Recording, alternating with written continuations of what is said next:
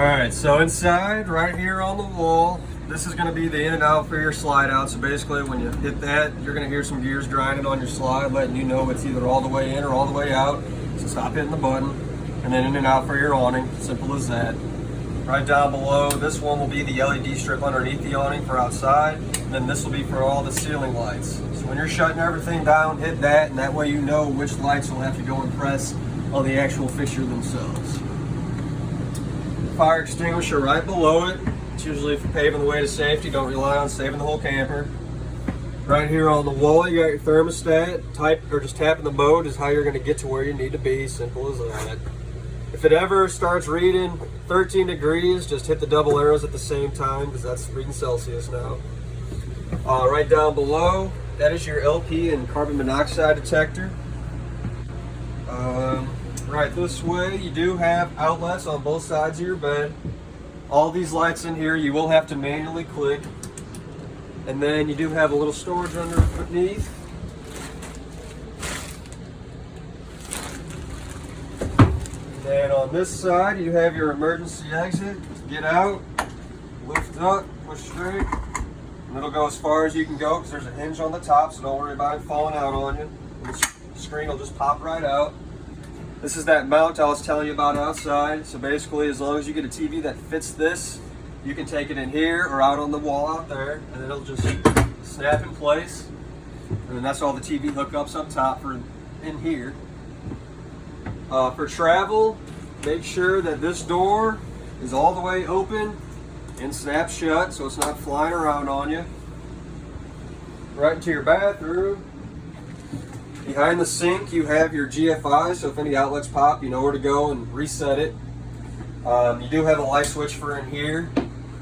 Your fan up here, you'll have to manually open it, and then the switch right next to it is how you turn on the fan. Make sure it's closed before you hit the road. Foot pedal to flush down below. And then once again for travel, you want to make sure your shower door is all the way closed and the rubber piece is latched around it. Right here, before you shut the slide, definitely make sure your bathroom door is closed so you don't ruin that. This is all your entertainment stuff. So right here, you have your digital antenna booster. With that green light on, it's letting you know that we can get our local channels if you were plugged in. If that's never on, there's a little black button right next to it that'll be the power switch for it. And then right below, your radio, it's going to be your basic kind of deal here.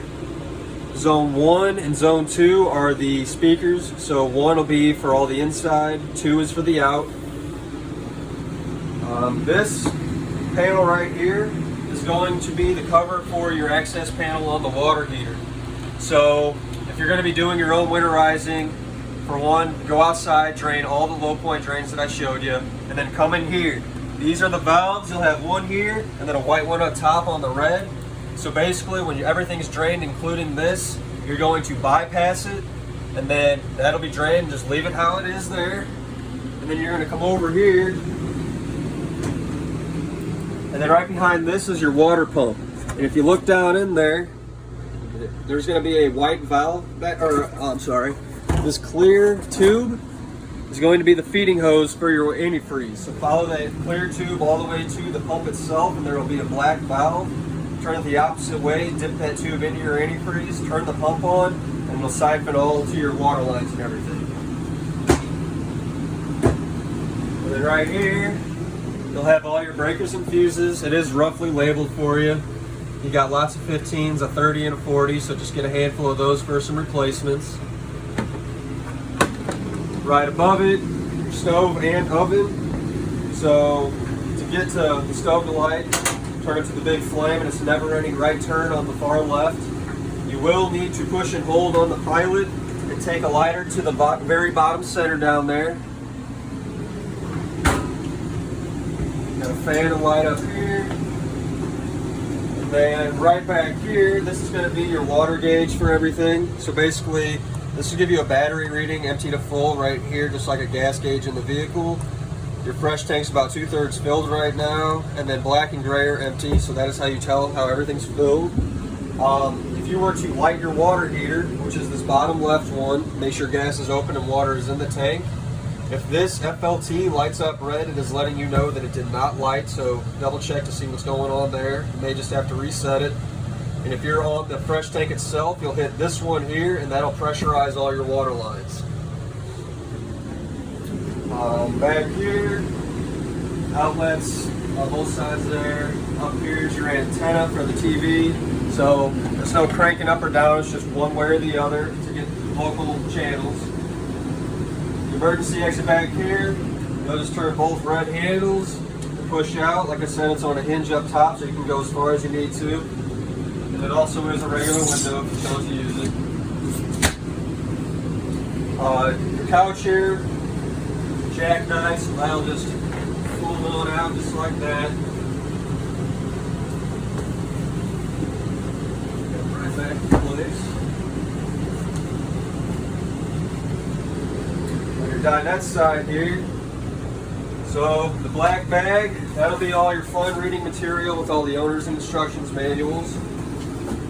This is our parts catalog, so if we don't have it, we can get it for you. And then this is going to be a preventative maintenance sheet, so everything on here is going to be a rough reminder of what's going to help keeping everything inside and out looking good.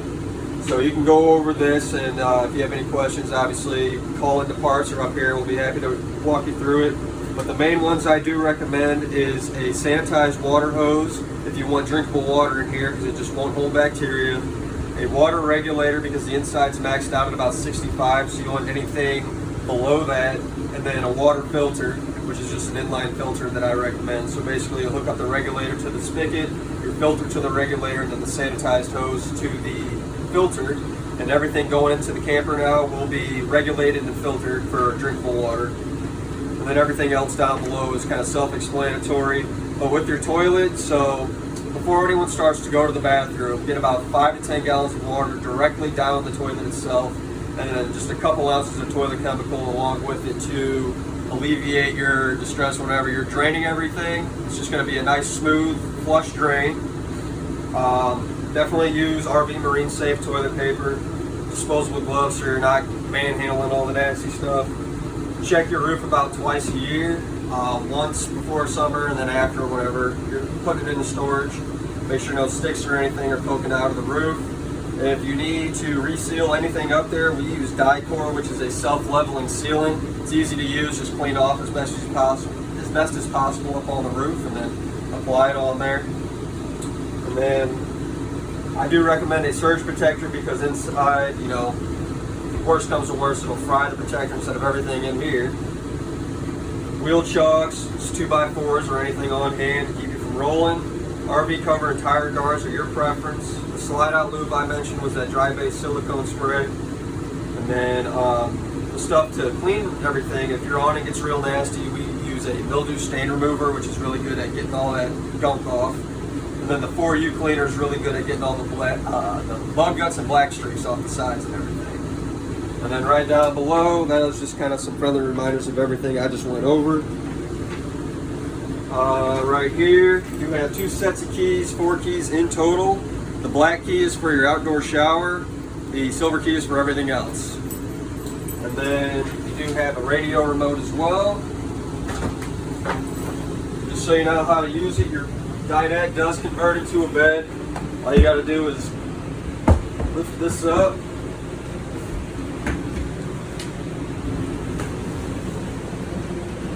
These legs just kind of pull out of the way, set them to the side.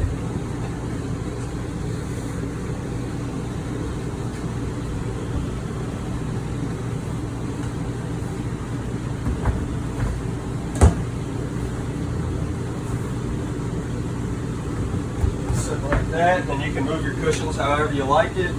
I would definitely travel with it standing up though, just so this isn't flying around on you.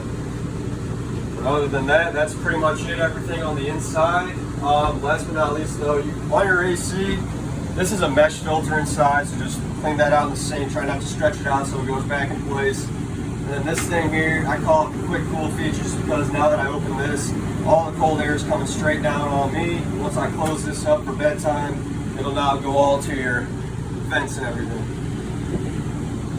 So obviously if you have any questions, you give us a call. We'll be happy to help, but that's your new J flight. Enjoy.